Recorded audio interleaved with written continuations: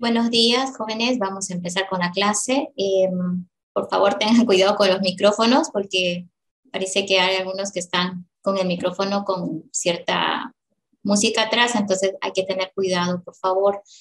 Vamos a empezar. Esta es nuestra segunda clase. La clase anterior ya habíamos estado hablando de lo que era el contenido de la materia. Les recuerdo nada más brevemente de que en virtual.uagrm.edu.bo está todo el contenido de la materia y ustedes pueden acceder pues, al material de apoyo a través de esta plataforma. Hoy nos vamos a empezar, por ejemplo, voy a entrar a pregrado, me va a pedir mi usuario y mi contraseña, fíjense en esta parte superior derecha, acceder, entonces ahí le voy a dar clic. Ni bien le doy clic, entonces ahí me aparecen las materias inscritas. Voy a entrar al grupo B, todavía no se ha solucionado el grupo E4, el enganche. Por ahora entro al grupo B para mostrar. Recuerden de que aquí está el enlace de WhatsApp, el enlace de Zoom, cuando sea necesario, porque las clases van a ser por Zoom esta semana más y la siguiente ya es presencial, ¿sí? Y por acá, me voy por acá donde dice información general de la materia. Es importante que ya esta semana vayan entrando por acá, vayan navegando sobre la carpeta pedagógica y por favor accedan a los contenidos. Miren, por ejemplo, ahí hay un mensaje de bienvenida, primera clase, esto lo que todo el mundo debe entrar primero, ¿sí? Porque es lo que hicimos en clase anterior, acá hay enlace roto, lo voy a corregir. Pero acá está lo que se hizo en primer clase, que fue el pasado miércoles, en el cual les expliqué cómo se va a trabajar este semestre. De todas maneras, cualquier video que esté acá no necesitan verlo completo, ¿sí? Eso es lo que quiero esclarecer. Ahora, por aquí tenemos, por ejemplo, lo que es las evaluaciones, que pues les pedí que iba a hacer una corrección, ¿sí? Ahí está. Las 3 fechas para los 3 exámenes principales que se van a tomar y también esclarezco acá el hecho de que tenemos el parcial 1, 2 y 3, ¿no es cierto? De los cuales cada uno tiene una ponderación diferente, ¿sí? Y lo que son los prácticos y talleres, que son un 20%, toda evaluación que se hace en prácticas, etcétera, ¿ya? Los talleres son prácticas que se hacen antes del examen, los prácticos hay que resolverlos y se entregan por plataforma, ¿ya?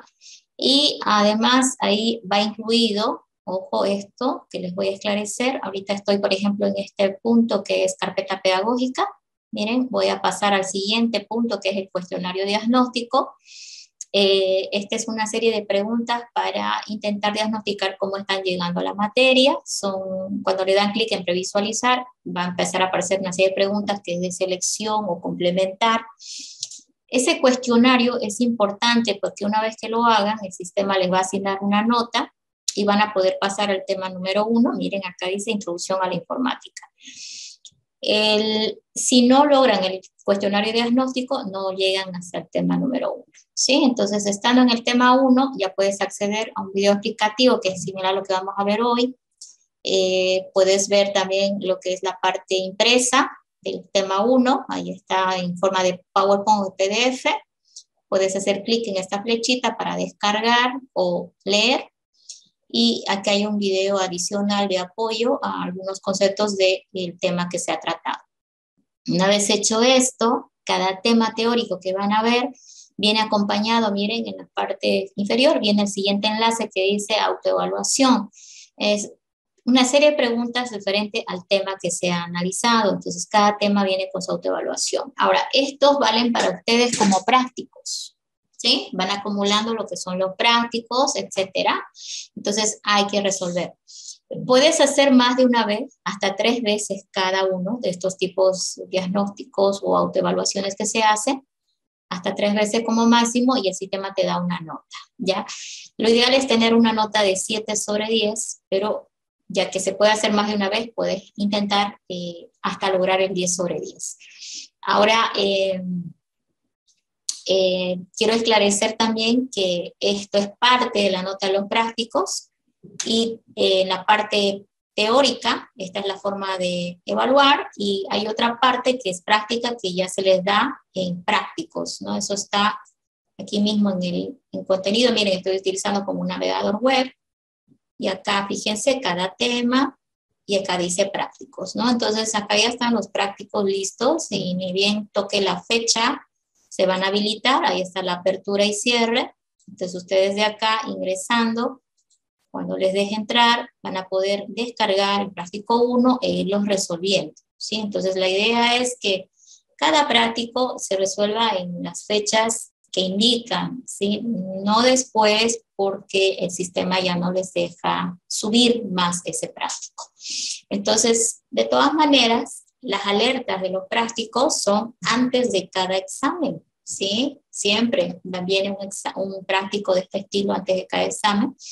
Y aparte acá, en la parte superior de tu plataforma, donde está la campanita, suele salir una alerta indicando de que tenés pendiente algo, ¿ya? Entonces, por ahora, nuestras clases esta semana todavía van a ser por Zoom, son clases teóricas básicamente, y la siguiente semana arrancaríamos ya en manera presencial en el aula y módulo que indica su boleta de inscripción, ¿ya? Como saben, las aulas la mayoría no tiene proyectora, entonces todo lo que yo voy a pasar es netamente en pizarra. Sin embargo, a veces sí llevo material multimedia para poder compartir con ustedes, pero con el objetivo de que puedan ver y palpar mucho mejor algún elemento que se desea mostrar, ¿sí? Y por lo general nuestras clases van a estar bastante ajustadas a lo que es el avance de pizarra. Si te faltas, ahora, bueno, ya lo tendrían que resolver ustedes porque las clases ya no se van a grabar, ¿no? De todas maneras, tienen en la plataforma, como están viendo, acceso a los temas y los contenidos. Sobre todo en la parte impresa es el material que yo ocupo para trabajar en clase, ¿ya? Entonces la parte impresa la puedes descargar y con eso te pones al día, pero lo más recomendable es que ustedes no falten a clases y traten de llevar el hilo. De todas formas, les voy a recomendar que si estás muy resfriado y todo ese tema, lo mejor es no venir. De todas formas, tenés el apoyo de plataforma también. La asistencia no se va a tomar. La asistencia para mí en este semestre me la va a dar la plataforma. Ustedes saben que cada acción que hacemos en plataforma está registrada. Y aparte, las autoevaluaciones que van a ir resolviendo, que están acompañando a cada tema, a mí me va a dar la asistencia que necesitan ustedes para la materia, ¿ya? Entonces, la asistencia la vamos a marcar por plataforma en la actividad que vayan a hacer en plataforma. Ojo que esto no se mide con tiempo, o sea, no es que tengas que estar aquí 1 hora, 2 horas, no. Es por actividad. Si una actividad la haces en unos pocos minutos, ya cumpliste. Tema avanzado y hay que buscar la autoevaluación del tema para irlo resolviendo. Antes de entrar a un tema, siempre revisen el mensaje porque no te deja hacer clic porque hay un mensaje abajo, ¿sí? Entonces hay que tomar en cuenta que aquí dice que no me va a dejar ingresar hasta que haya hecho el cuestionario de diagnóstico. Entonces seguramente me olvidé, tendría que volver a entrar ahí, hacerlo hasta que me dé una nota final, ¿ya? Bueno, eso sería un breve síntesis lo que se hizo la clase anterior. Hoy vamos a arrancar ya con el tema número 1, que es introducción a la informática. Lo que vamos a estar viendo son estos conceptos que yo voy mostrando enseguida. Sin embargo, enfatizamos en esto que vamos a ver lo que es la definición de conceptos básicos, que es informática, que es hardware, que es software, etcétera. Más que en fechas, estas fechas solamente son referenciales para identificar lo que estuvo pasando en ciertos momentos en la historia de la computadora, ¿ya? Entonces voy a abrir enseguida el tema de trabajo. Creo que tengo algunos problemitas. Vamos a ver si ahora... tengo un problema de actualización del sistema operativo que no me dejaba arrancar la máquina. Entonces, la mañana tuve problemas de conexión y en la tarde tengo problemas de arranque del sistema. Ahora vamos a ver si lo abrió. Listo. Entonces acá ya tengo el el primer tema. Vamos a empezar. Pueden hacer las preguntas en el chat, yo los leo al final, para que podamos ir afinando un poquito más las definiciones. Bueno, esta materia, en este tema 1, tiene el objetivo principal de que ustedes valoren los primeros medios de cálculo, ¿no? Puedan entender la importancia de la computadora y su evolución a la fecha, y un poquito el tema de valorar la importancia también que tiene lo que llamamos el software en informática. En estos pequeños objetivos que se han trazado, hay palabras clave que de repente les son nuevas, como por ejemplo evolución, hardware, software, ¿sí? Entonces eso vamos a ir afinando un poquito más en la medida que avancemos. Entonces, vamos a ver a la informática en esta materia desde dos perspectivas. Una es netamente teórica, donde nos vamos a empapar de los conceptos básicos, que es la computadora, que es el software, el hardware, entender cómo ha evolucionado la fecha, etcétera. Y ya en una segunda parte nos vamos a concentrar en lo que es el poder construir soluciones a problemas a través de algoritmos. Entonces, justamente en ese proceso vamos a nosotros hacer un ensayo para lo que se llama aprender a pensar. Yo sé que esto ya lo saben hacer todos, ¿no? Todos sabemos pensar porque sabemos tomar decisiones desde que teníamos una edad muy corta. Sin embargo, en nuestra vida profesional como ingenieros, seguramente se nos van a presentar problemas a los cuales tenemos que dar soluciones rápidas y deseablemente efectivas, ¿no? Entonces, es probable que lo que necesitemos es estructurar mejor la forma de plantear la solución a un problema, de tal manera de que tenga mayor éxito, ¿no? Entonces, eso es justamente el espíritu de esta primera parte. Vamos a aprender a armar conceptos, a enganchar ideas, de tal manera de que luego esa estructura nos desemboque en algo fácil de aplicar y que probablemente sea fácil de identificar si es que está produciendo los resultados correctos o no. Y con ese ensayo, que vamos a hacerlo en papel, vamos a pasar a una fase que se llama llevar a la computadora el algoritmo que hemos planteado. ¿Ok? Eso de llevar a la computadora es la parte más fácil, la parte más interesante, porque les voy a dar unos conceptos muy básicos y con eso nos vamos a ir al laboratorio y ustedes van a hacer que su algoritmo o la solución al problema que han planteado funcione en una computadora de manera automática, rápida y sin error. Interesante. Entonces, podemos empezar definiendo lo que es la informática como el tratamiento racional y automático de la información.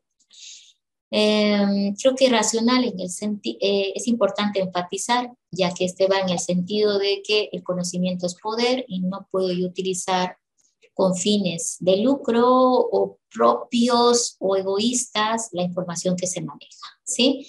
Entonces, ahí viene un tema de ética también durante el manejo de información. La computadora nos brinda grandes bancos de datos, entonces nosotros tenemos que tener ética a la hora de manejar esa información, ¿no?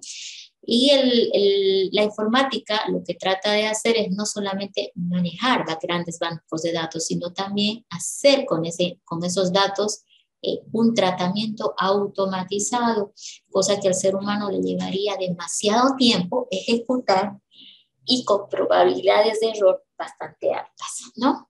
Entonces, ¿qué función cumple la informática?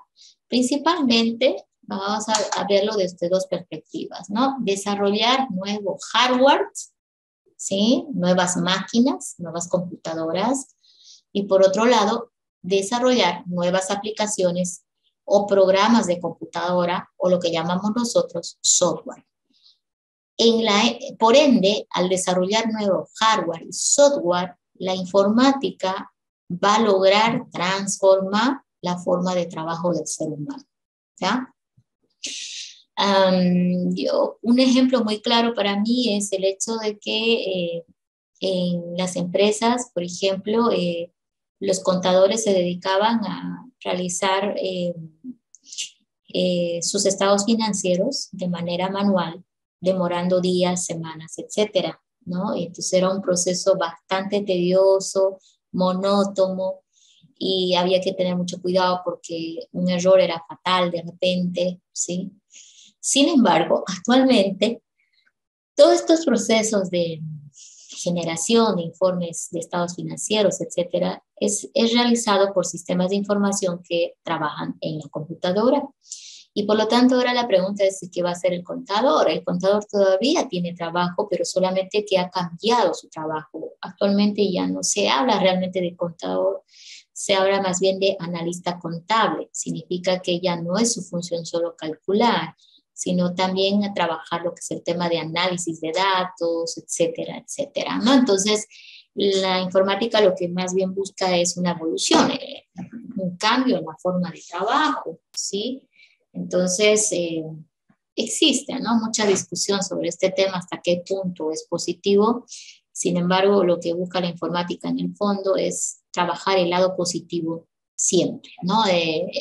Otro ejemplo interesante es, por ejemplo, las fábricas donde se trabajaba con elementos tóxicos, sobre todo las de pintura, ¿no?, donde había seres humanos trabajando con ambientes tóxicos y obviamente a la larga sí les afectaba, como el caso de los mineros, por ejemplo, ¿no? Sin embargo, en el mundo moderno, estas fábricas grandes ya trabajan con lo que se llaman robots, ¿no? Y estos no tienen el mismo problema de que les afecta a la salud, ¿no?, el ambiente tóxico, sino más bien que ellos son resistentes a todos estos temas. Entonces ahí hay algunas ventajas que se pueden marcar. Obviamente, por otro lado, desde otra perspectiva puede haber también algunos aspectos negativos que a veces puede suceder, pero pues ahí viene nuestra capacidad de adaptación, ¿no?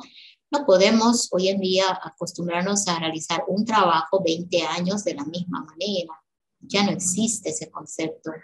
Yo creo que hasta hace muchos años atrás un médico salía de doctor y nunca más necesitaba volver a estudiar. Hoy en día sabemos que un doctor que hace eso no tendría mucho éxito, ¿no? Porque cada día hay nuevas enfermedades, síntomas. El mundo es cambiante o va avanzando muy rápido, entonces no hay eso, ¿no? Entonces hay que tener capacidad de adaptación. Y bueno, ahora vamos a pasar a ver otro concepto que es la definición de lo que es la computadora. Bueno, hay dos palabras claves para definir a una computadora, ¿no? Y es, por un lado, lo que es software y por otro lado, lo que es hardware. Software más hardware hacen la computadora, ¿sí? Pero, ¿qué es pues software y qué es hardware? Bueno, hardware es toda la parte visible que tiene la computadora. Es todo lo que tú puedes palpar, ver o tocar, ¿sí? Y software es la parte intangible, es aquella que no puedes ver, pero sí sabes que existe adentro del computador. Entonces, si hacemos una relación con respecto a un ser humano, una computadora con un ser humano, el hardware de una persona es toda la parte física que vemos, ¿sí? Su cabello, sus ojos, su piel, sus manos, sus pies, etcétera. Ese es su hardware, ¿no? ¿Y cuál es su software? Es esa parte que no vemos del ser humano que hace posible que el ser humano tome decisiones en cierta manera y envíe órdenes hacia el resto de la parte física. Por ejemplo, el cerebro del ser humano es el encargado, ¿no?, de mandar las órdenes al resto de las partes físicas que tiene un ser humano. Cada movimiento que hacemos está controlado desde el cerebro, pero todavía toda esta parte es intrínseca, ¿no?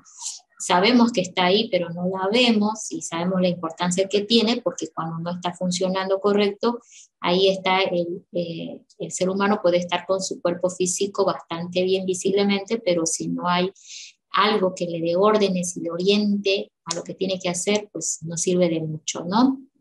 Entonces es algo similar a lo que sucede con la computadora como máquina, ¿no? Si hablamos de hardware, es la parte física, si hablamos de software, es la parte intangible. Entonces, normalmente cuando hablamos de hardware, estamos hablando del monitor, el teclado, el mouse y todo componente externo que vemos fuera. Y cuando hablamos de software, normalmente hacemos alusión al cerebro del computador, ¿sí? Pero en el fondo, el software no es algo físico. El software es lo que hace posible que el cerebro del computador pueda interactuar con los demás componentes para enviarle órdenes.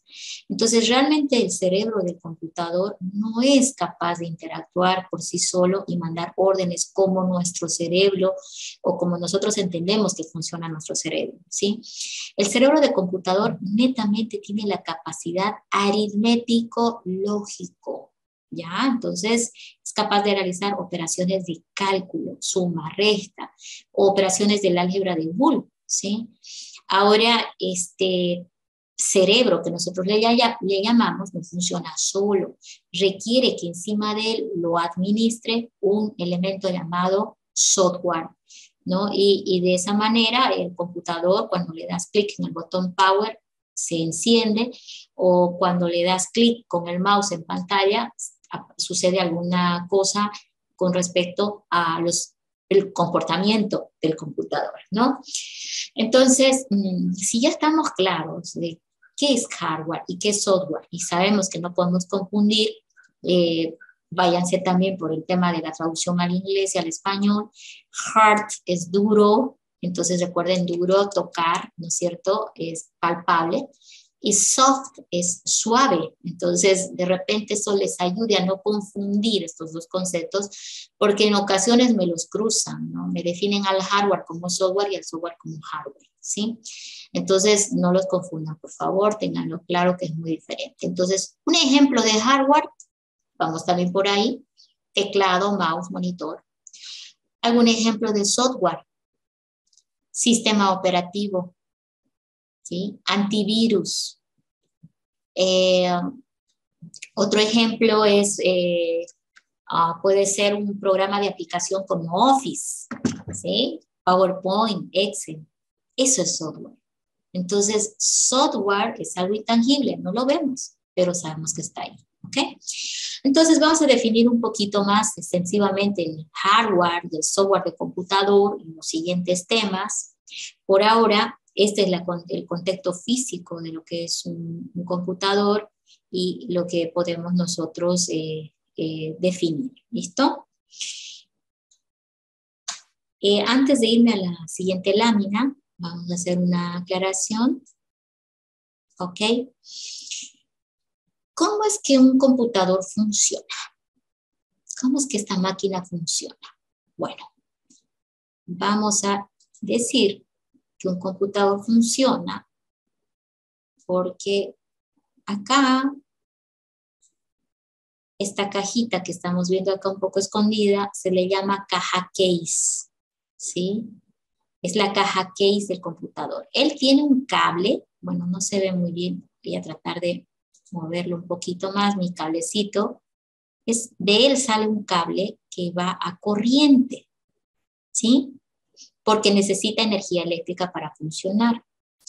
Ahora, este cable que sale de la caja case sale de una cajita especial llamada fuente de poder. Ahí va un elemento llamado fuente de poder, ¿sí?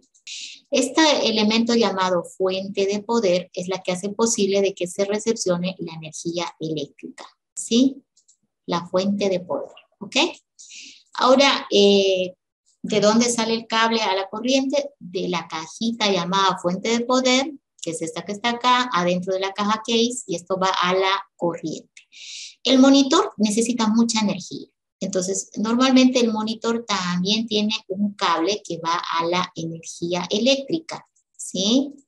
Entonces, por eso voy a sacar otro cable del monitor, aunque un poquito mal, para que se note que va también a energía eléctrica, ¿ok? Esta impresora, que es otro elemento que consume bastante energía, también tiene un cablecito que de alguna forma va a la energía eléctrica.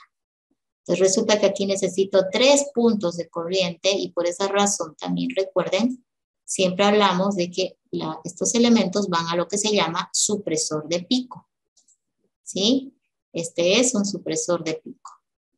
Entonces, y el supresor de pico obviamente ya va hacia la pared, hacia un AC power, para alimentar a estos componentes, ¿ya? Entonces funciona porque tiene energía eléctrica, así como tú, gracias a que comes, te alimentas en la mañanita, tienes energía para poder ir a clases y hacer todas tus actividades, ¿no? Entonces, si hay corte de energía, este no funciona. Entonces tú como usuario, si está todo conectado, vienes y le das clic en su botón Power para encender el computador. Vamos a suponer que está el botón ahí. Una vez que le das el clic en el botón Power, vas a notar que la pantalla negra se pone en blanco y es ahí donde se levanta el primer programa del computador llamado BIOS. El BIOS en el fondo es el primer programa que levanta el computador. Su objetivo es barrer todo el hardware básico o esencial y testearlo. Si ese está correcto, la BIOS va a hacer un segundo paso que es buscar un sistema operativo válido en las unidades de almacenamiento del computador. ¿Ok? Entonces le diste Power On, el monitor desaparece con letras blancas y el sistema automáticamente, a partir de esta BIOS, que en el fondo es un software cargado en una memoria llamado ROM, hace el testeo del hardware básico, como el procesador, memoria RAM, etcétera, y luego empieza a buscar un sistema operativo válido en las unidades de almacenamiento, CD-ROM, USB o disco duro. Normalmente el sistema operativo está en disco duro, y si lo encuentra, inmediatamente empieza a funcionar lo que llamamos el sistema operativo. El sistema operativo es el software más grande que funciona en un computador. Su trabajo es administrar el hardware y el resto de los softwares que hay en el computador, ¿sí? Entonces el sistema operativo comienza un proceso de levante. Y ese proceso de levante, ¿en qué consiste? Bueno, la BIOS, una vez que lo encontró en disco, copia la esencia de ese software a una memoria especial llamada memoria RAM. Vamos a marcar esa memoria RAM, está aquí adentro del CPU, de la caja case, ¿sí? No se la ve, pero está dentro de ella.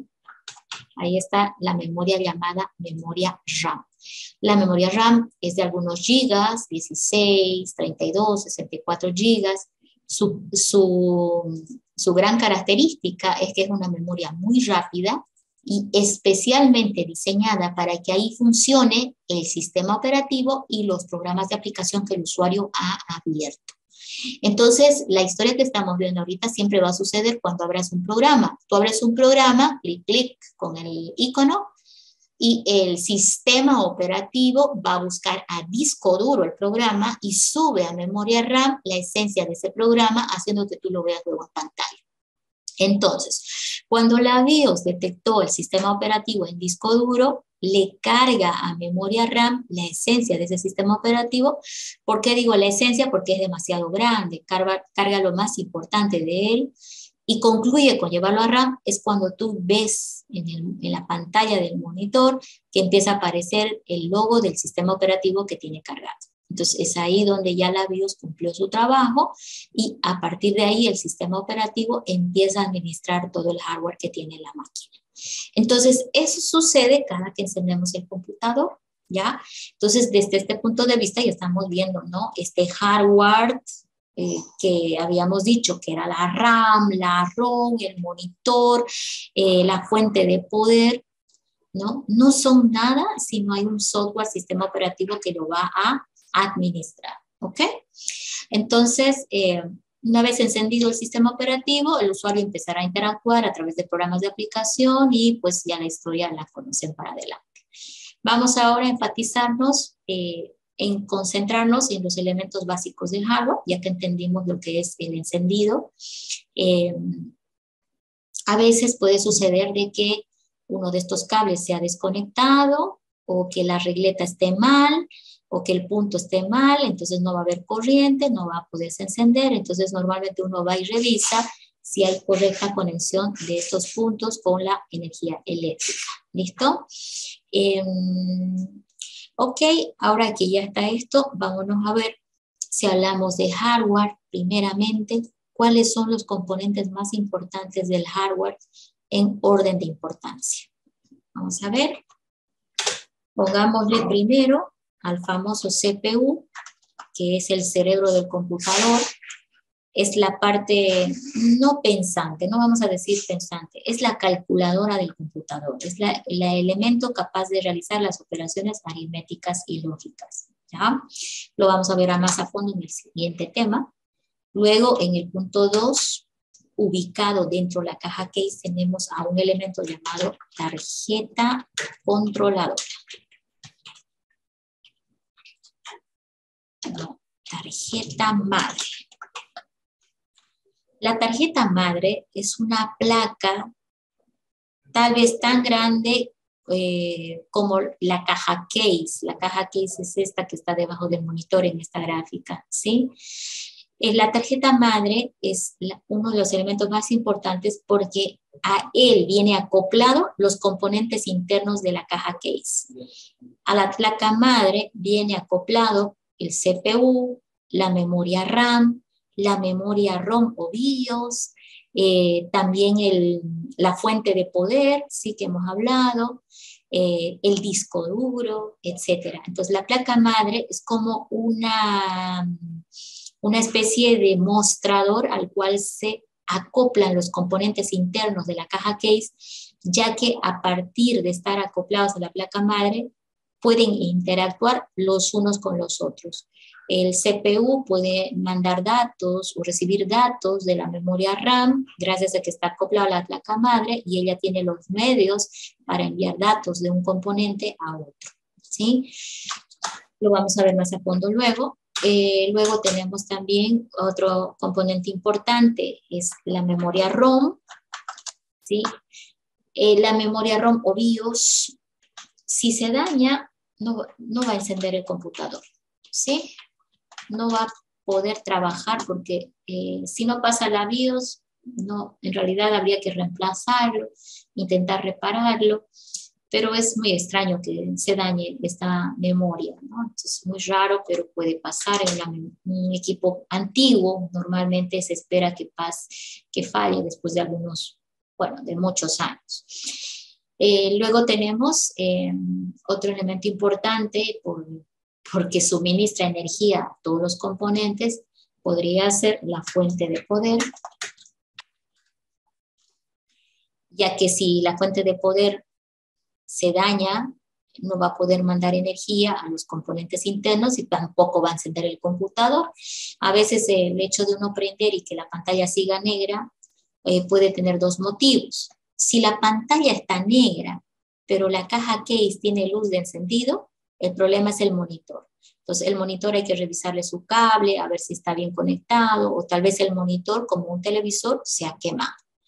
Ahora, si el monitor está bien y hay imagen en pantalla, es probable que el problema esté en la caja case, puntualmente en lo que llamamos fuente de poder, que es el que normalmente se quema por inestabilidad de corriente en la zona en la que te encuentras, ¿no? Y luego podemos seguir avanzando con otros componentes como la RAM. Ya vieron la importancia que tiene, está también dentro de la caja case, una memoria rápida en la RAM. Su importancia está en que ahí debe recibir el sistema operativo en el momento de funcionar. Otro es el disco duro. ¿Por qué el disco duro? Porque si no hay disco duro, ¿dónde va a estar el sistema operativo?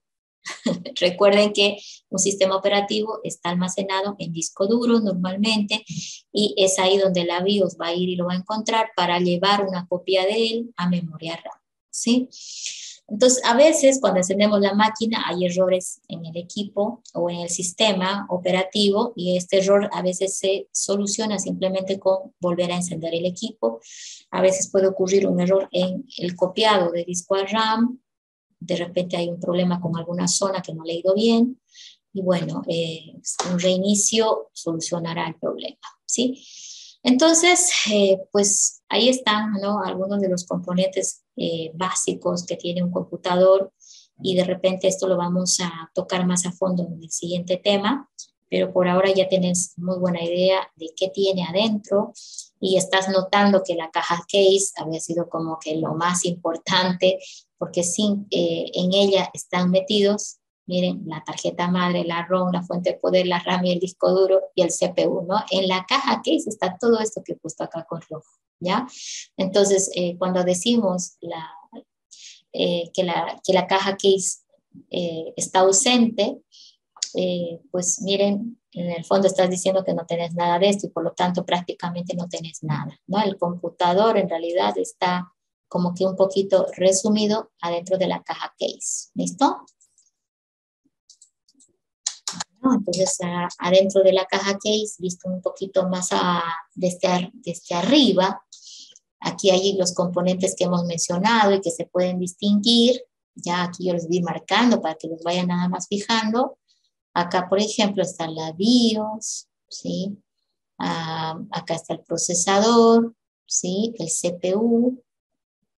Por acá tenemos a la memoria RAM, ¿sí? La placa madre o tarjeta madre es esta tarjetita y está en esa posición porque justamente va dentro de la caja case, ¿ya? Este de acá es la fuente de poder. Entonces ahora solamente les voy a dar sus nombres para que los vayan fijando. CPU. Este era la BIOS. Tarjeta madre.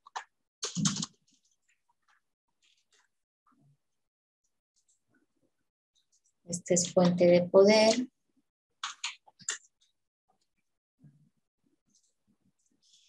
Bueno, el disco duro se ve un poco extraño, pero está acá.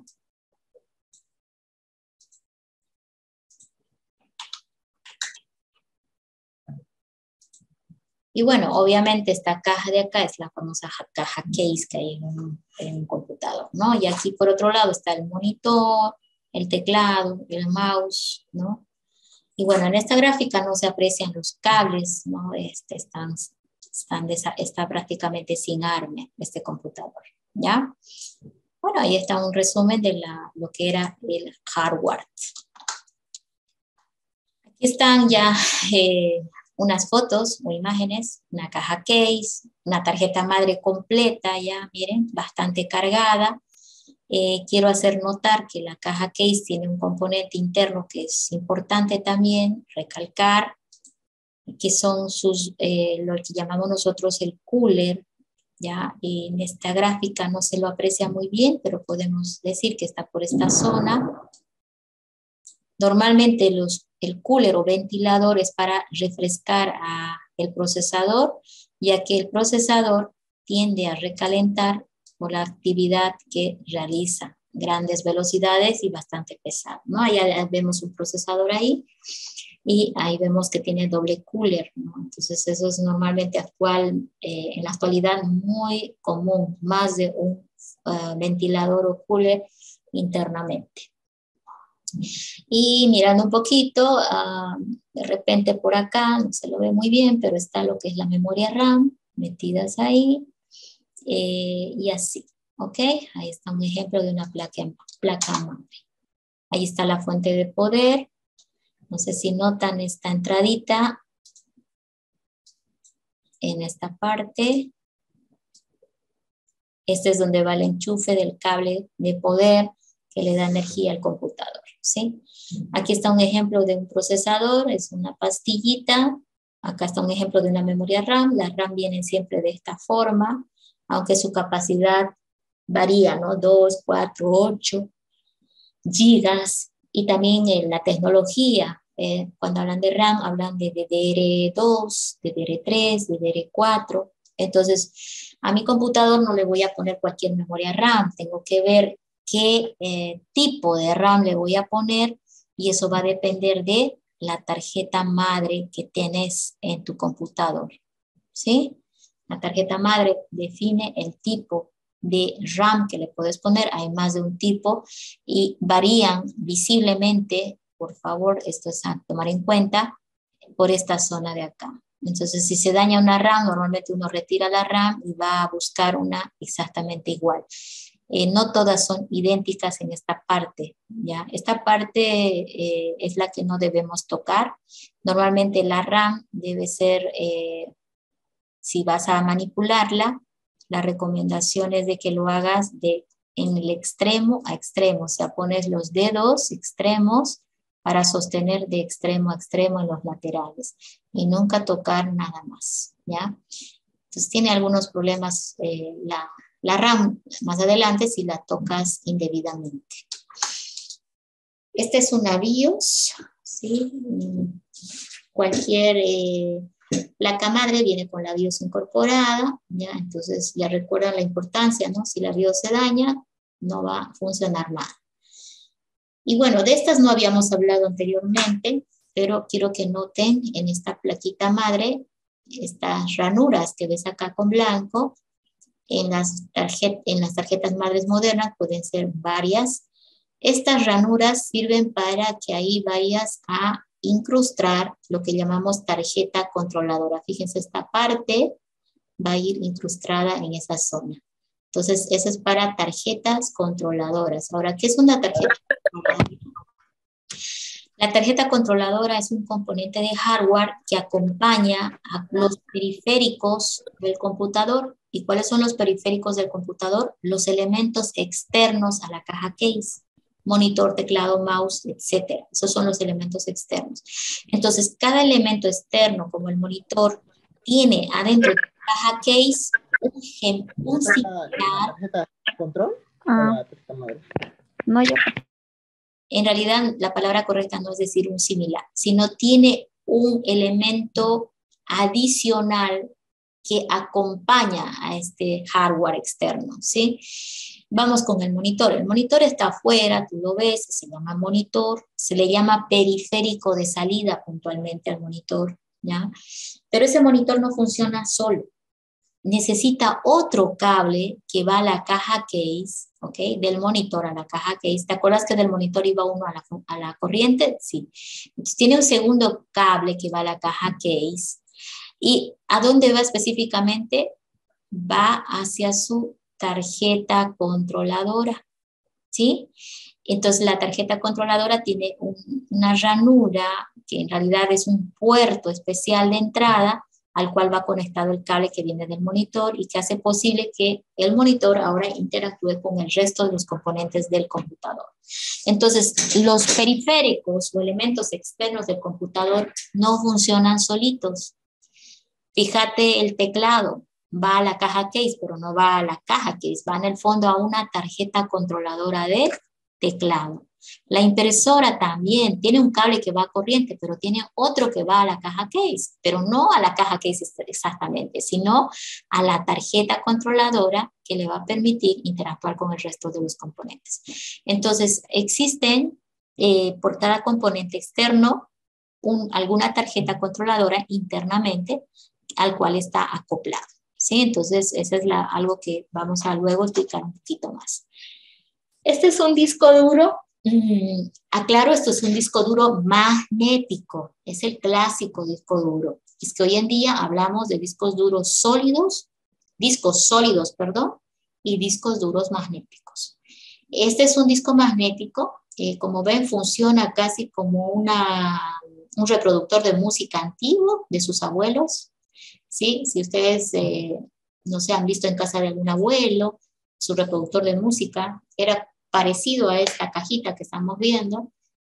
Lo que está con amarillo sería el disco que él reproducía, y estas agujitas, cuando acercaban a la superficie y se le daba la orden de empezar, empezaba esta superficie a leer la información del disco y reproducía la música, ¿no? Entonces, este es un disco magnético.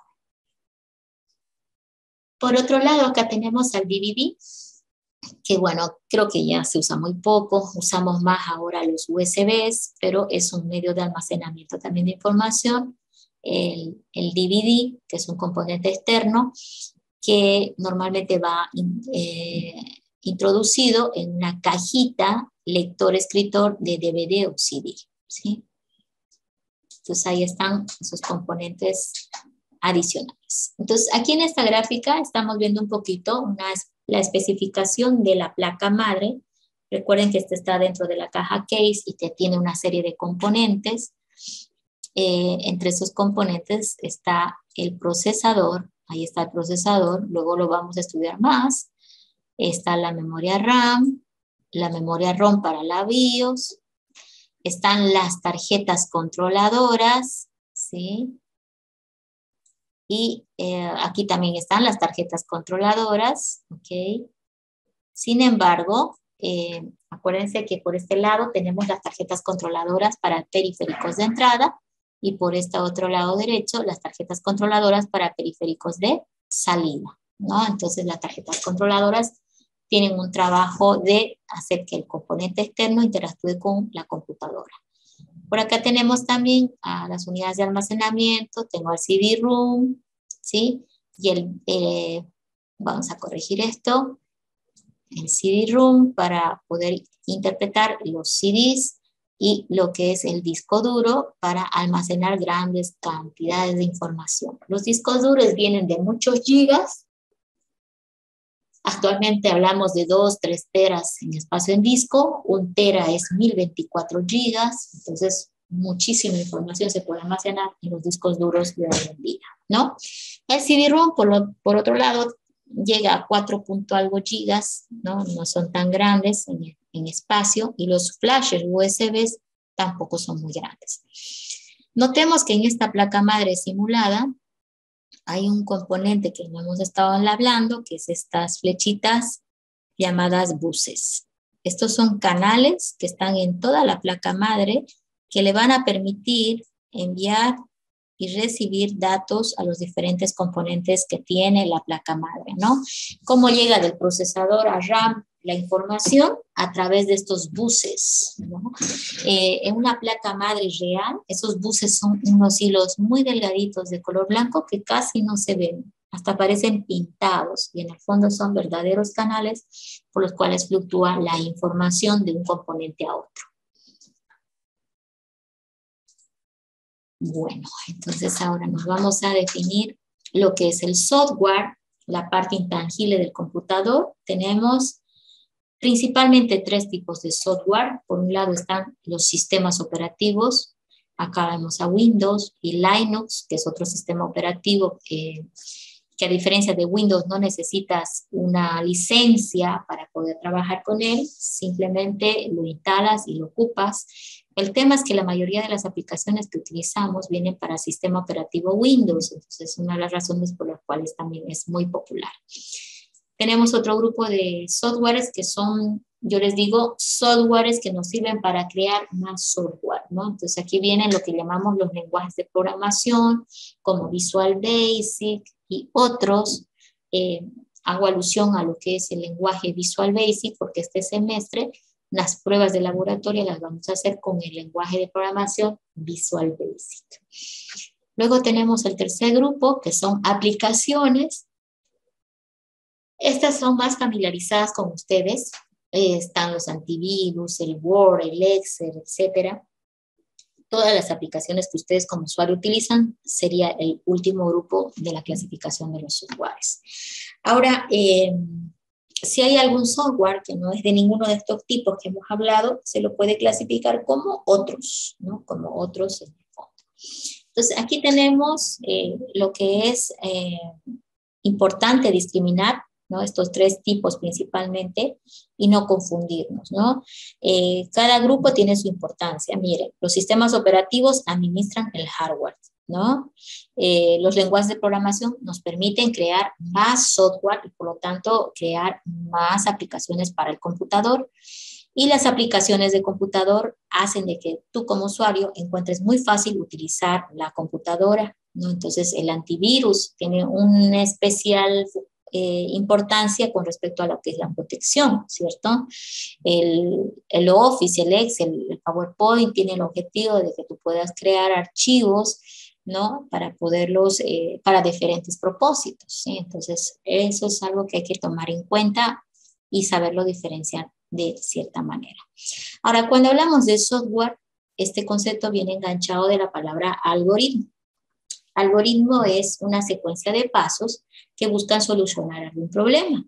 Entonces, esta secuencia de pasos que busca solucionar el problema, nosotros lo podemos traducir a un lenguaje de programación y hacer que el computador interactúe con los problemas que tiene que resolver a través de los algoritmos. ¿Sí? Entonces, eso lo vamos a ver en la segunda parte de la materia.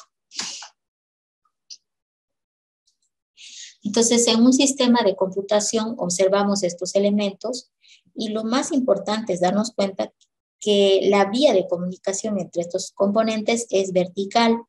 El usuario debe usar un programa de aplicación.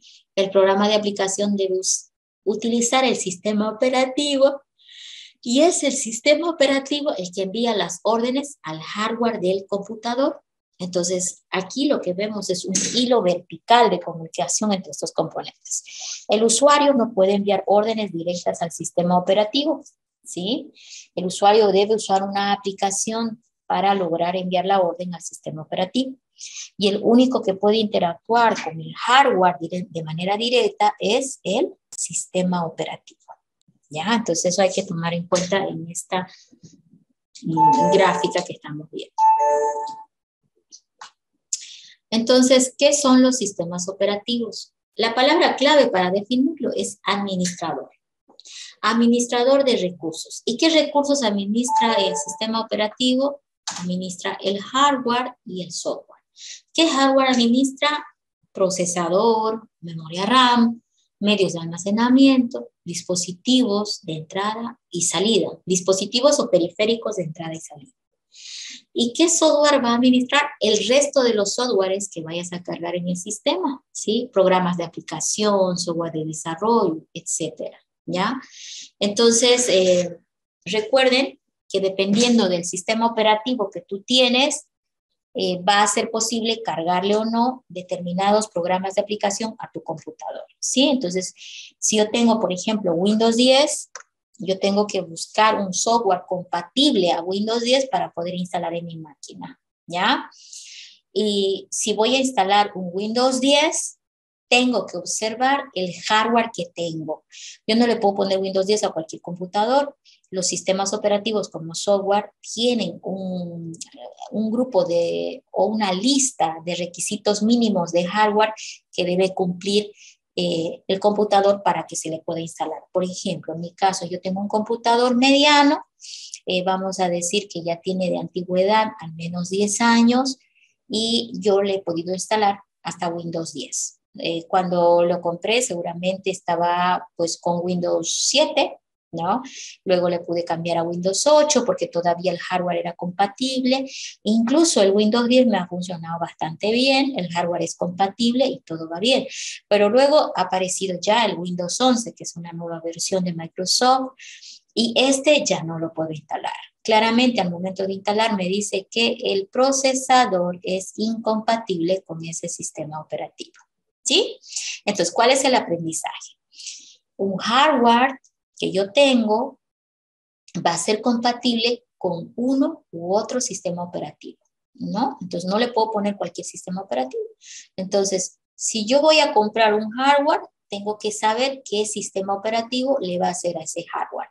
Entonces, cuando ustedes compran una portátil, por ejemplo, ya viene con su sistema operativo y normalmente cuando viene de fábrica es...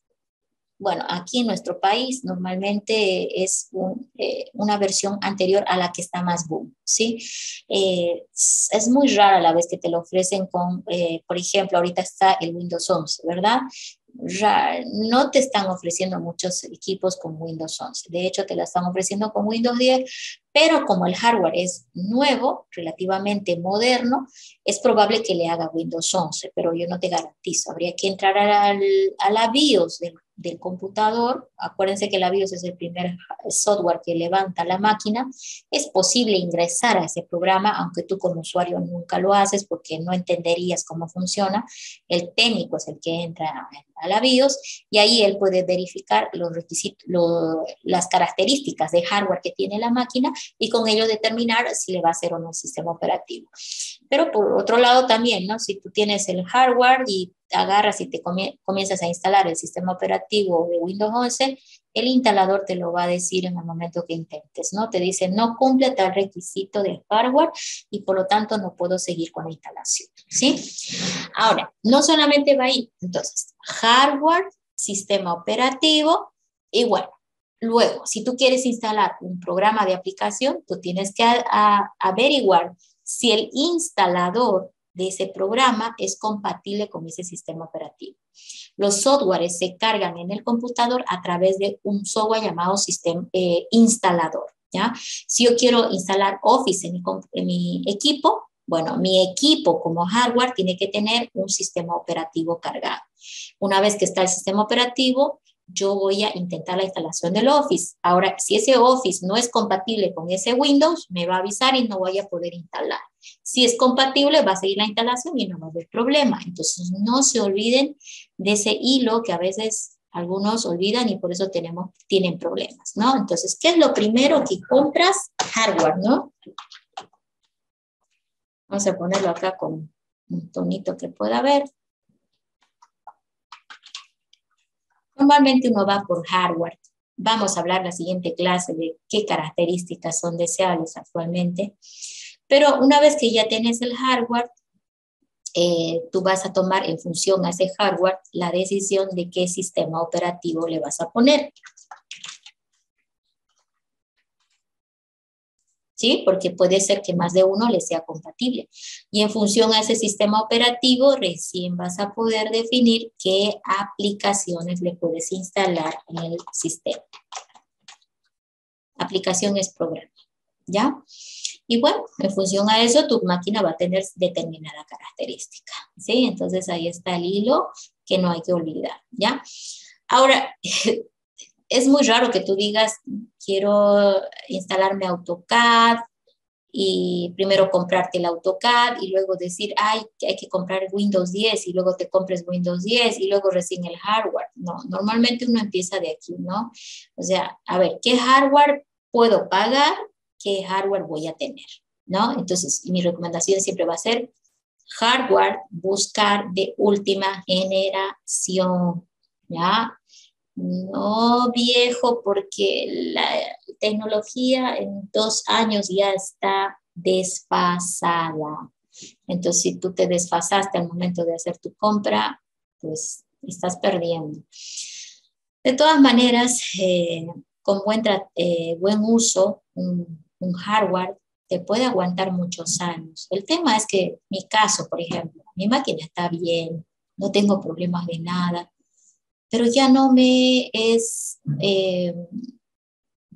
ya no puedo trabajar con la velocidad que podía antiguamente.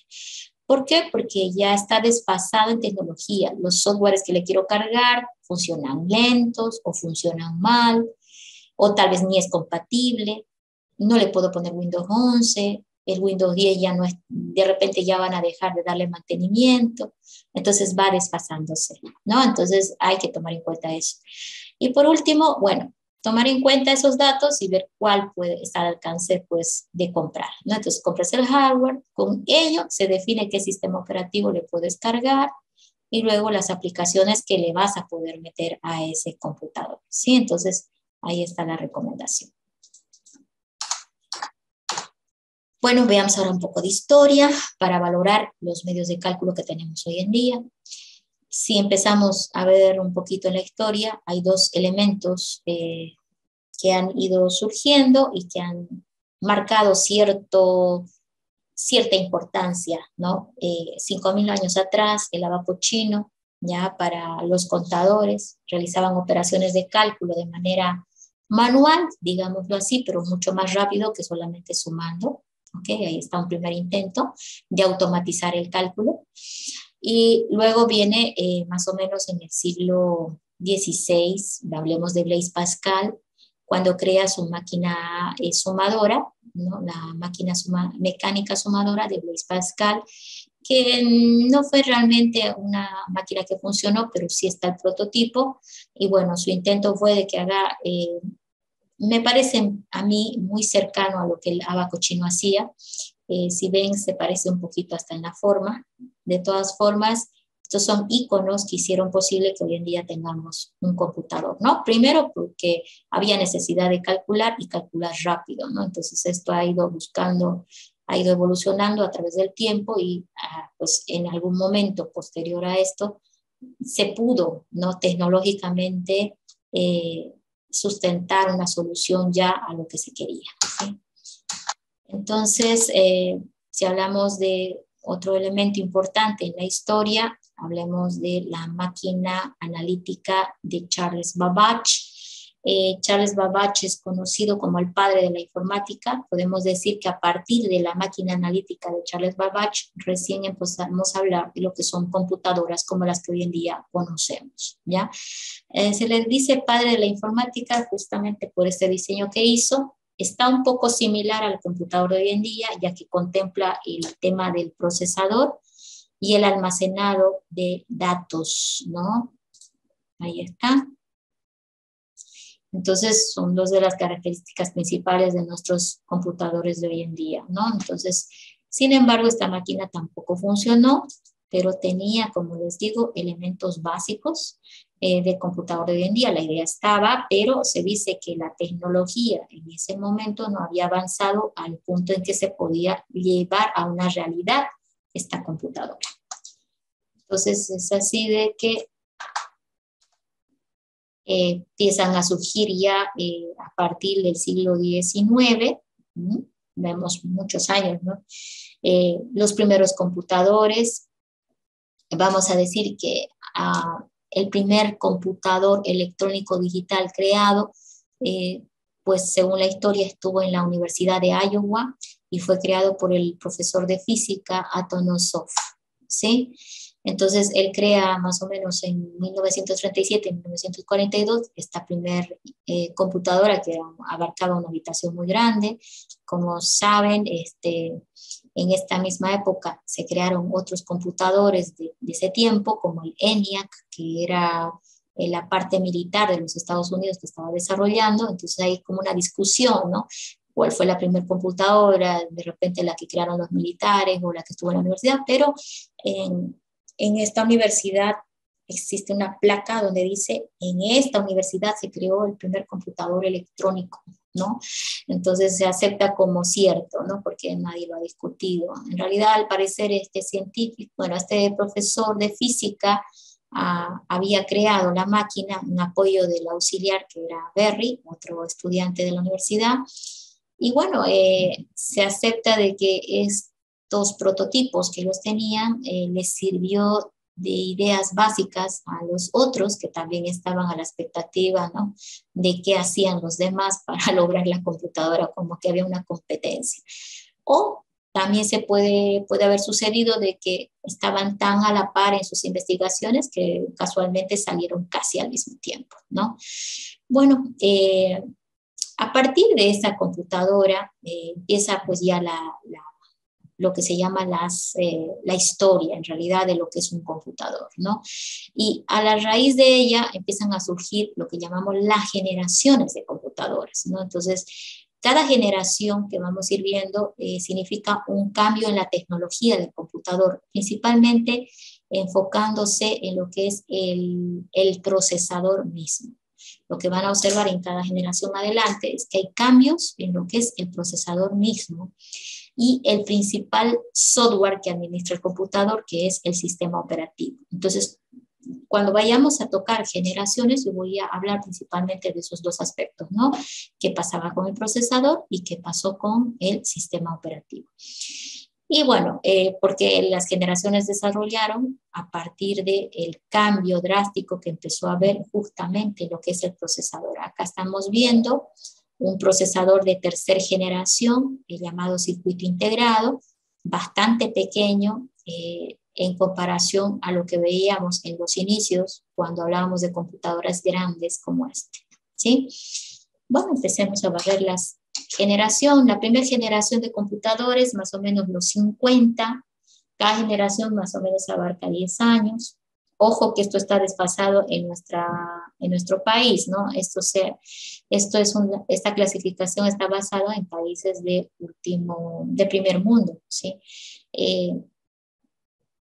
puntualmente nosotros nos llegaba la tecnología con 10 años de atraso, ¿sí? Entonces es probable que 10 años después de esto recién estábamos hablando de computadores por acá.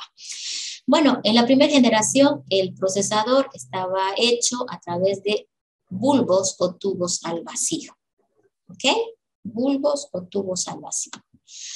Y estos requerían de que el computador abarque grandes espacios, por eso hablábamos de habitaciones o pisos completos donde funcionaba un computador. Desventaja del bulbo, recalentaba mucho. El técnico tenía que identificar dónde estaba el componente quemado, dañado, reemplazarlo. El reemplazo era caro, tedioso, moroso, ¿sí?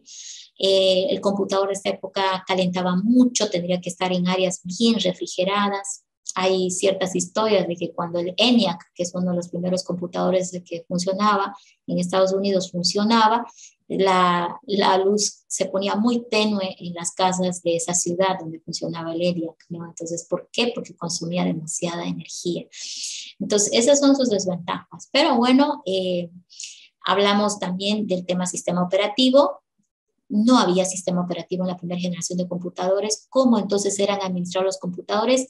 A través de tableros enchufables, ¿sí? Así se los administraba a los computadores de primera generación. Entonces, ha debido ser un trabajo muy complicado.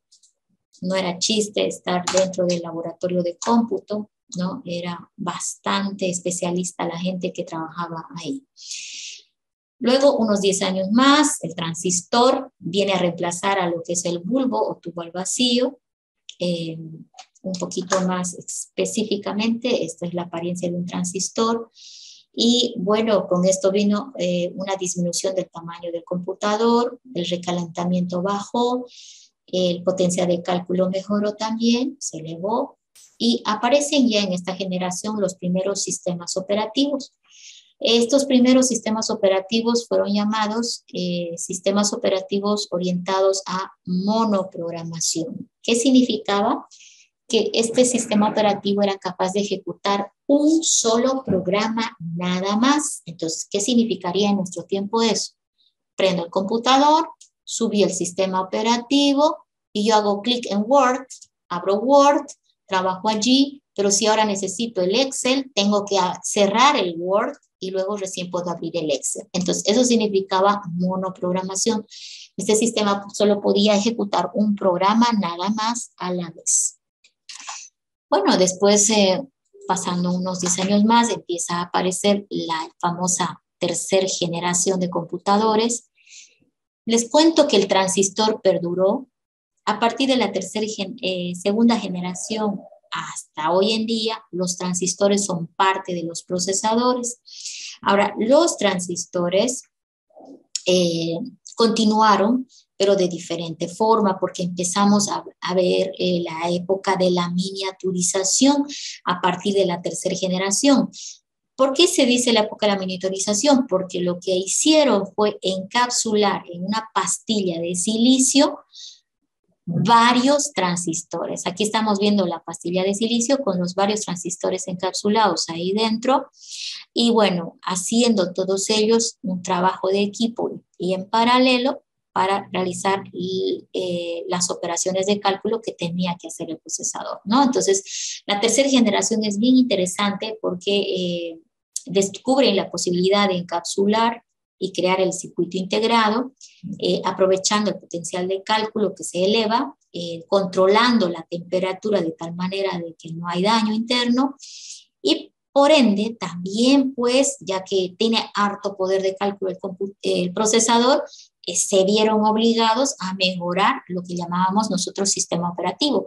No podíamos tener un super cerebro para un solo programa en el computador y es así donde aparece también un cambio en el sistema operativo y ese es crear sistemas operativos orientados a multiprogramación.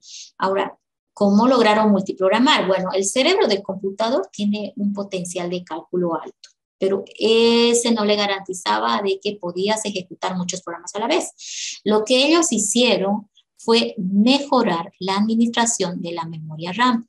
Esta regletita azul que acaba de marcar es lo que estimularía ser la memoria RAM. Entonces, la memoria RAM sí le aumentaron de tamaño, pero en estas épocas habrá sido de unos cuantos kbytes, por cierto.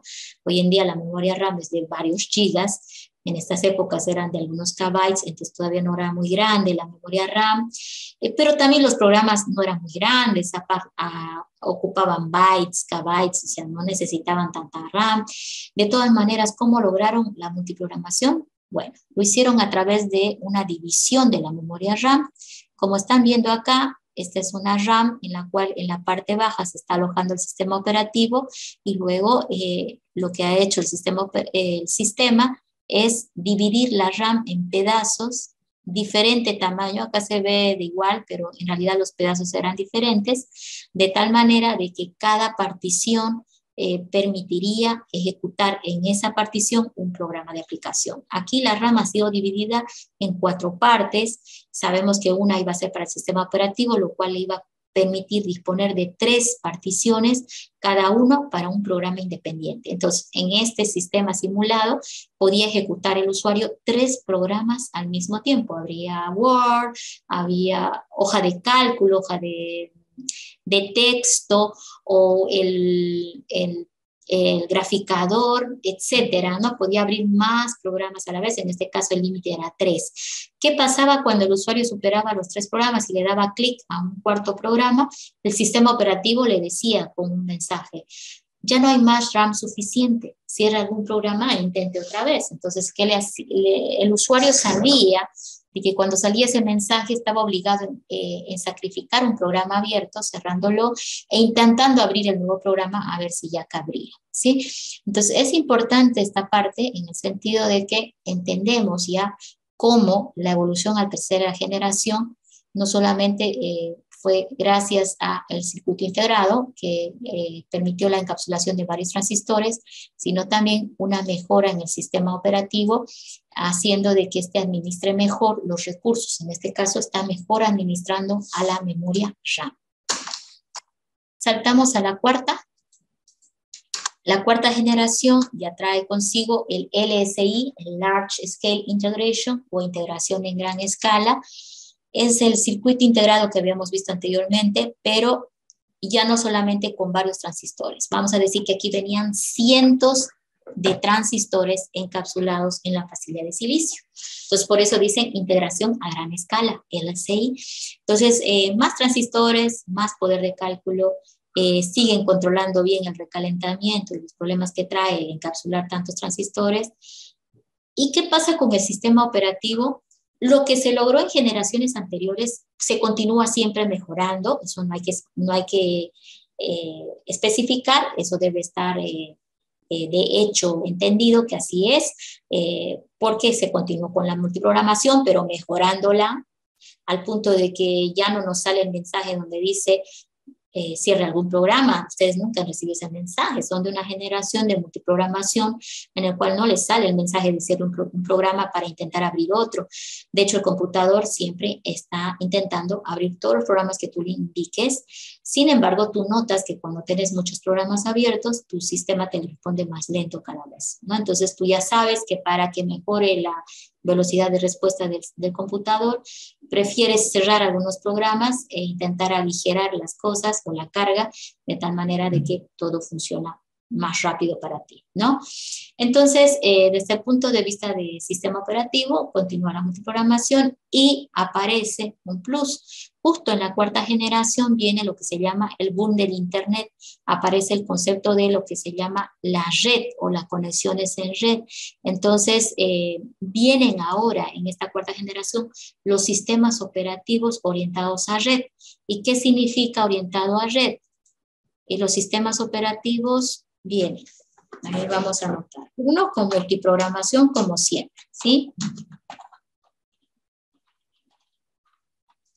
Y otra, ¿no? Posibilidad de compartir datos y recursos. Esas son las dos ventajas, ¿no? Compartir datos, tu carpeta, tu archivo, recursos. Una impresora se podía compartir con los demás computadores que están en una red, etcétera, ¿no? Entonces, como que es una cuarta generación interesante porque aparece algo novedoso que es la red de redes, el Internet. Y por ende los sistemas operativos vienen también con la posibilidad de soportar el compartido de datos y el compartido de recursos. Ok, entonces ahora nos vamos a la siguiente generación. Notemos que sigue la integración, pero ahora a muy gran escala. Aquí viene el Very Large Scale Integration. Si bien en el anterior veíamos cientos de transistores encapsulados, aquí estamos observando miles de transistores encapsulados en la pastilla de silicio.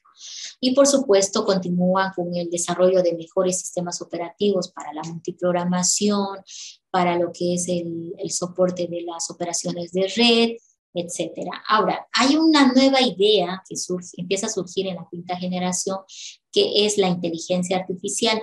Es decir, no solamente crear software que haga algo monótono, ¿sí? Cálculo, etcétera, ¿no? Sino software que intente simular ser un ser humano con respecto a la inteligencia. Entonces, lo que se busca es simular la inteligencia del ser humano en el software de computador, y es ahí donde empiezan a aparecer los nuevos rubros de la informática en el área de la robótica y lo que es la inteligencia artificial misma, que pues empiezan a hacer en esta generación y actualmente se ha desarrollado mucho, aunque todavía no se ha logrado simular la inteligencia del ser humano al 100, ¿no? Lo que se ha hecho simplemente son aproximaciones. En cuanto a robots, hay mucho desarrollo. Estamos viendo que ya los robots no tienen esta apariencia incluso metalizada que tuvieron de moda en los 70, 60, no sé si recuerdan las películas de Star Trek, ¿sí? O los famosos androides, que también ya en esos tiempos se hablaba mucho. Hoy en día los robots como que ya no están enfatizando mucho el tema de que tengan una apariencia metalizada como esta, sino más bien están enfocándose a que tengan una apariencia más cerca a lo que es un ser humano, y es así que están hablando de que incluso tienen piel, etcétera, ¿no? Entonces, pero eso pues está todavía en procesos de desarrollo y sinceramente no podemos afirmar qué tan cerca están de lograr el objetivo. Su objetivo es lograr a crear verdaderos mentes pensantes, ¿no? Entonces, sin embargo, no se sabe hasta qué punto qué gobiernos han logrado llegar a desarrollar estas tecnologías y qué tan cerca están de haberlo hecho en realidad, ¿sí? Entonces, hablamos de un poquito robots conocidos en el área de la medicina, por ejemplo, para lo que es enfermeras, robots, etcétera, pero en ciudades grandes, si alguna vez viajan, lo van a notar, esto es más palpable, ¿no? Es probable que esté muy cerca porque en ciudades grandes se puede apreciar ya la presencia de robots, ¿no? No sé si han ido por el extranjero o han visto en algunos reportajes, por ejemplo, los supers ya no tienen cajeros. La persona entra a un súper, hace su compra y a la salida están los cajeros de verdad automáticos, porque simplemente están con la cámara de vigilancia y el guardia, y bueno, normalmente la gente no engaña ahí porque la alerta sale, ¿no? Porque pues ahí está vigilado todo por cámaras, pero no hay presencialmente un cajero, ¿sí? Entonces uno pasa las cosas que va a comprar y el cajero le cobra a través de la tarjeta o incluso efectivo y te devuelve el cambio. Entonces, estamos viendo ya muchas cosas automatizadas con medios un poquito inteligentes, ¿no?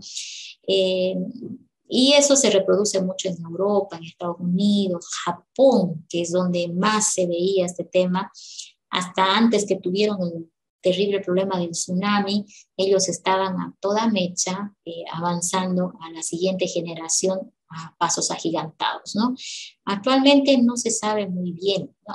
cuánto han logrado avanzar en esta área, pero sabemos que debe ser mucho, ¿no? Sabemos por lo que se puede ver, ¿no? En el mundo moderno actualmente.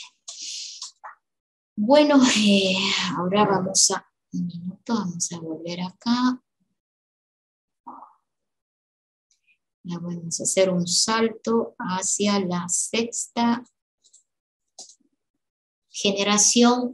La sexta generación ya estamos hablando de un very large scale integration, integración a muy gran escala. Millones de transistores encapsulados en la pastilla de silicio con gran potencial de cálculo, ¿sí? Sistemas operativos orientados a multiprogramación, orientados a red, sistemas operativos muy intuitivos, fáciles de utilizar, ¿ya? Y bueno, de aquí para adelante les comento que ya va la evolución en la 12ª generación de computadores, solamente que los cambios que hay a nivel de hardware y software se van a notar justamente uno en el procesador a nivel de hardware, porque si bien el procesador, miren, siempre ha evolucionado a través de la miniaturización del transistor, de tal manera de que el procesador sigue pequeño, pero ahí se meten más transistores. Hoy en día estamos llegando al límite de esa miniaturización, es decir, ya no están pudiendo miniaturizar tanto sin problemas de recalentamiento o de funcionamiento. Entonces están buscando otras alternativas, como reemplazar la tecnología que ha estado vigente desde la segunda generación, es decir, reemplazar al transistor que tiene una naturaleza electrónica por otras tecnologías. Hablamos hoy en día de los famosos computadores cuánticos que ya son una realidad probablemente en lugares como en Google, esta empresa del navegador para las búsquedas en Internet. En realidad es uno de los que ha avanzado mucho en lo que es estas nuevas tecnologías. Lo que promete un procesador cuántico es realmente un cambio abismal, porque el poder de cálculo que trae supera en mucho a nuestros procesadores actuales, ¿ya? Y por otro lado se habla también de nuevas formas de trabajo, ¿no? Ahorita lo que está de moda es el trabajo en la nube. Ustedes mismos pueden experimentar esto a través de herramientas como el Google Drive o el OneDrive, que son discos duros en la nube, al cual ustedes pueden acceder y almacenar información para poder acceder a ellas 24/7, es decir, con simplemente una conexión a Internet, tú descargas y ya lo tienes, ¿ok? Por otro lado, también está el tema de el trabajo en la nube, que esto pues, es más palpable hoy en día por todos los temas que han habido. Yo desde mi computadora, a través del navegador de Internet, puedo estar utilizando un software que en el fondo está en un computador que está en la nube y no está instalado en mi computador mismo. Si ustedes buscan, por ejemplo, GeoGebra, ese sí es más familiar para ustedes. GeoGebra es una aplicación que se instala en un computador para hacer gráficas, ya me refiero a geometría, ¿sí? O gráficas de ecuaciones, etcétera, ¿sí? Es muy utilizado para el área de matemáticas y es muy útil, entonces uno lo instala en computador y lo ocupa ahí. Pero también tienes el GeoGebra Online. Tú entras al sitio web de GeoGebra Online y puedes utilizar el software de GeoGebra como si estuviera instalado en tu máquina a través del navegador de Internet. No lo instalas, simplemente accedes al sitio web y a través del navegador de Internet tú ejecutas esa aplicación y funciona tal cual está en tu máquina, ¿no? Con algunas leves diferencias. Entonces, eso es lo que está de moda a nivel de software, ¿no? Dentro de nuestro mundo moderno. Entonces, acá en las diapositivas están llegando solo hasta la sexta generación, pero sepamos de que ya vamos pisando la 12ª generación de computadores. Finalmente, vamos a ver un relevamiento de los tipos de computadoras que hay en nuestro medio. Vamos a clasificar al menos 4 tipos. Esta es la supercomputadora, sería el primer tipo. normalmente abarca todo un piso o una habitación. Aquí estamos viendo una supercomputadora en una habitación. Fíjense que tiene varios componentes bien grandes. Pareciera que solamente el central fuera el computadora, pero en esta gráfica está mostrando un solo supercomputador. Un ejemplo es la Sunway Taiho Light, ¿sí? Es una supercomputadora, en este caso que no es americana, es china. Miren, dice que puede realizar 93 cuatrillones de cálculos por segundo. ¿Mm? Ese potencial de cálculo no lo esperaban, ¿verdad? Tiene 41,000 chips, se refiere a procesadores. Cada procesador 260 núcleos, ¿sí? Cada procesador 260 núcleos. Cuando veamos el tema número 2, cuando estemos estudiando al procesador, vamos a ver que los procesadores de hoy en día son un componente único, pero adentro de él tiene núcleos. Entonces a eso se refiere a los núcleos que está indicando aquí. El núcleo puede ser algo así como el elemento que se encarga de las operaciones de cálculo del procesador. ¿Ya? Entonces, cuando habla de que un procesador tiene 260 núcleos, es como que me está diciendo que ese procesador tiene 260 calculadoras, ¿ya? Nuestros procesadores de nosotros, una PC normal, traen normalmente doble, 4, 8 núcleos, ¿sí? Entonces 260 es abismal, ¿no? El poder que tiene. La RAM de 1.3 petabytes, dice. Por fin, bueno, hay que tener idea de qué es un petabyte. Entonces aquí les voy a hacer una pequeña gráfica, por favor apúntenlo, lo vamos a referir muchas veces. Resulta que la unidad mínima del computador es la unidad mínima es el byte, ¿sí? El bit, perdón, el bit, y el bit puede ser un 1 o puede ser un 0, ¿ya? El bit está asociado al valor de 1 o 0, ¿listo? A ver ahí, ok. Ahora, la siguiente unidad de medida es el byte. Y el byte refiere a 8 bits. Recuerde que un bit es un 1 o un 0. Y cuando hablamos de un byte, hablamos de 8 bits, ¿no? Normalmente una letra puede ser codificada con un byte, ¿sí? Una letra A puede ser codificada a 8 bits a lo que es un byte. Entonces, 2 letras podrían caber en 2 bytes, ¿verdad? Luego el siguiente sería un kilobyte. Y esta ya es diferente porque dice 1024 bytes. Luego viene el megabyte, que es 1024 kilobytes. El anterior. Y luego viene el gigabyte, que es 1024 megabytes. O sea, el anterior, por favor, ¿sí? Y luego viene el terabyte, que es igual a 1024 gigabytes. Esto hay que tener claro porque los discos duros, las memorias, vienen en unidades de medidas de la información, y estas son las que estoy mostrando ahora. Luego del giga viene del tera, perdón, viene el peta. El peta es 1024 terabytes. Hay más medidas, el exabyte, 1024 petabytes y así sucesivamente. Pero aquí lo que quiero que recuerden es que esto nos va a dar noción del tamaño y capacidad, ¿no? Entonces, los discos de ahora habíamos dicho que vienen de varios terabytes, 3 terabytes, 4 terabytes, ¿sí? Las memorias RAM normalmente vienen en gigabytes, ¿no? 8, 16, 32 gigabytes, ¿sí?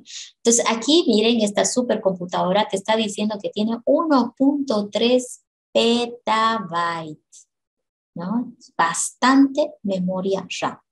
Recuerden que la RAM tiene la característica de ser muy rápida y no es muy grande en los computadores de hoy en día. Ahora, ¿dónde funcionan las supercomputadoras? Puede ser un aeropuerto o una entidad militar de seguridad del gobierno, ¿sí? Centros de pronóstico del clima, lugares donde hay un trabajo bien específico que tiene que hacer la supercomputadora y lo debe hacer a muy grandes velocidades. Es que la supercomputadora no viene con propósito general, es decir, la construyen con un propósito específico para el aeropuerto, para el centro de pronóstico del clima, etcétera, ¿sí? Entonces, sin embargo, su gran ventaja es que soporta grandes o realiza las operaciones a grandes velocidades. ¿Listo? Luego viene, después de la supercomputadora, viene lo que es la mainframe, que es un poco más pequeña. Esta es un poquito más general. Puede funcionar en empresas multinacionales o bancos, ¿ya? El Z3 IBM es un ejemplo. Es más pequeña, obviamente, que la supercomputadora, menos rápida que la supercomputadora, pero viene con un propósito más generalizado, es decir, no solamente te va a funcionar para una u otra actividad en específico, viene más general, es decir, puede soportar más cosas. Y luego viene lo que es el mini computador. Este es un computador más al alcance de empresas grandes o medianas. En la universidad tenemos algunas mini computadoras. Su objetivo normalmente es de propósito general, es decir, que soporta varias acciones que puedes hacer con ella. En nuestro medio es más conocido como servidor, ¿ya? Y los sistemas de información o grandes softwares, como por ejemplo el sistema académico que tiene el registro de todos ustedes, probablemente está cargado en una mini computadora, el cual tiene gran capacidad y bueno, también puede responder a las solicitudes de ustedes usuarios cuando están solicitando información a través de su conexión, en este caso del internet, ¿no? Entonces, la mini computadora viene con propósito general y normalmente se la ve en universidades, empresas grandes, ¿no? Donde hay gran cantidad de bancos de datos, donde hay que trabajar de manera automática la información. Y finalmente tenemos a la microcomputadora, que es más la personal computer, que es un computador de casa, que es pues una de propósito bien general. Ahí puedes meterle casi cualquier software básico de trabajo. Viene con características menores a las anteriores en cuanto a hardware, memoria RAM de 8 GB, 16, discos duros de 2, 3 terabytes, un procesador nada más incorporado por lo general, aunque Macintosh ya ha hecho ensayos de computadores personales con doble procesador y obviamente con varios núcleos, ¿ya? Sin embargo, por lo general encontramos computadores con solo un procesador. También el tema de la memoria RAM, o perdón, lo que es el tema de los dispositivos o periféricos que lo acompañan. Si notaron en las gráficas anteriores, el servidor, el supercomputador, el mainframe e inclusive el mini computador o servidor, no se había enfatizado este componente externo, ¿no? O periférico como es el monitor, teclado, mouse, ¿ya? Entonces, porque en esos computadores, como sabemos, todo trabaja a través de una conexión remota. Entonces, normalmente el administrador del supercomputador no va a estar accediendo él solamente en un momento dado, sino lo va a hacer a través de la conexión de red de manera remota, y tal vez no solamente un administrador, sino 2, 3 al mismo tiempo estén accediendo al computador. Entonces, normalmente no tienen este componente, y si lo tienen, normalmente solo se lo aprecia en los servidores o minicomputadoras, ¿no? Ahora, un PC sin monitor, por ejemplo, no te sirve de mucho porque no puedes interactuar, ¿sí? Entonces, esclarezco que El monitor puede estar presente en los otros computadores también, pero no sería funcional porque el administrador físicamente no está junto con el computador, normalmente está en algún punto de manera remota accediendo al MindFriend o supercomputador, ¿ya? Cosa contraria de la PC de casa, ¿no? Nosotros necesitamos al monitor para poder interactuar con el proceso, con el computador, porque sin él no entendemos lo que se está haciendo, ¿sí?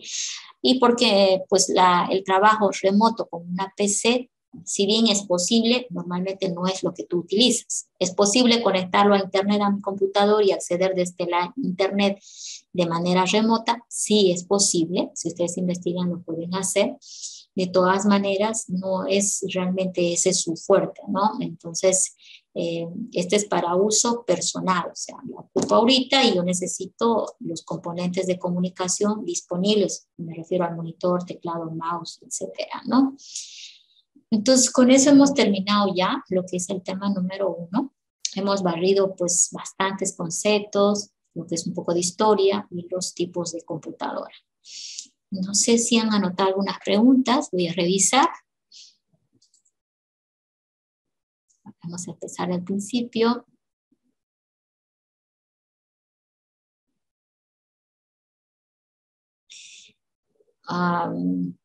El video no puede ingresar, voy a revisar qué pasó, debe referir al tema 1, ¿no? Había un error, sí, en el videíto, pero creo que ya lo solucioné. Lo voy a revisar de todas maneras, ¿sí? Creo que el enlace accidentalmente lo eliminé y tengo que actualizar. Ahorita lo recordé, pero a ver, veamos si es lo que me estás diciendo. Se refiere a la primera clase que estaba en carpeta pedagógica, ¿sí? Aquí, primera clase inductiva. Ok, cuando sale así, correcto, significa que todavía no lo ha subido, el enlace está roto. Yo lo voy a corregir ahora y se va a corregir al final de la clase. ¿Listo? Normalmente cualquier video que ustedes tengan se ve la vista preliminar, ¿sí? Como por ejemplo acá, se ve la vista preliminar, quiere decir que está correcto, ¿ya? Y luego, ¿qué más preguntaron?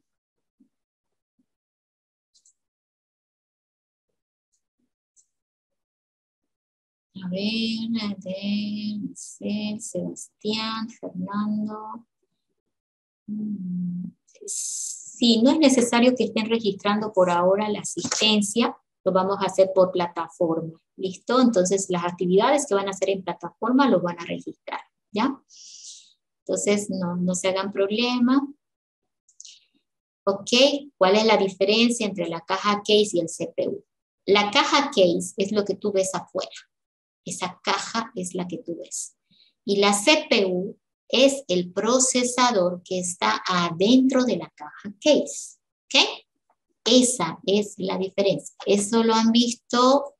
Voy a retroceder un poquito acá. Entonces la caja case normalmente es muy mal confundida con el CPU. ¿Sí? Entonces tomemos en cuenta de que no son lo mismo. La caja case solamente es esta caja. ¿Sí? Como la caja de zapatos, ¿sí? Es lo que ves afuera. Mientras que el CPU es este de acá, el procesador, ¿sí? El procesador es el CPU, ¿ok? Entonces, nada que ver, ¿no? La caja case alberga todas estas cosas adentro de él, y el procesador es el CPU, el cerebro del computador. Vamos a ver qué más han preguntado. El cuestionario de diagnóstico lo pueden hacer en cualquier momento que gusten. El grupo E4, por favor. Hoy voy a ir a la jefatura de carrera y espero que para después del día de miércoles ya esté activa, ¿ya? Ustedes eso lo van a tener disponible hasta un día antes del examen, ¿sí? Entonces, pero lo van a hacer ya, ni bien lo tengan disponible. Porque el día del examen tienen que estar bien descansaditos y no se me van a trasnochar. Bueno. Ingeniera, buenas tardes. Sí, disculpe, a mí no se me ha actualizado la plataforma todavía. Yo inscribí la materia el día jueves. No me aparece en el aula virtual. ¿Tú eres del grupo B? Sí, soy del grupo B. existe un pequeño desfase entre las inscripciones y la plataforma. No se preocupen, ellos lo hacen automáticamente. Debería ya durante esta semana regularizarse, ¿ya? Este tema. Lo que pasa es que no está en línea. Deberíamos suponer que me inscribí y ya entro. En realidad ellos aguardan un tiempito y vuelven a subir los nuevos inscritos nuevamente. Pero no te preocupes, te va a aparecer durante la semana y tienes todavía mucho tiempo para acceder al material, ¿ya? Y el miércoles todavía vamos a seguir virtual y ya después presencial, ¿sí? Y la plataforma va a ser importante para que no pierdan el hilo de lo que andamos haciendo, ¿listo? No se preocupen, entonces me confirman el miércoles. Si no estuviera hasta el miércoles, voy a hablar con el DETE y voy a informar de que se están tardando mucho en la subida de datos, ¿ya? Sí, Genial, gracias. Okay, este video también lo voy a colar, solamente que tarda un día, ¿ya? En ponerlo otra vez en la plataforma. Entonces, igual, ¿ok? Bueno, con eso hemos concluido el día de hoy. ¿Listo? Los que pueden ingresar vayan completando en plataforma, los que no, creo que el miércoles lo van a poder hacer. Y con eso nos veríamos la siguiente clase. Nos tocaría ya trabajar lo que es el tema número 2, que es un complemento de este tema.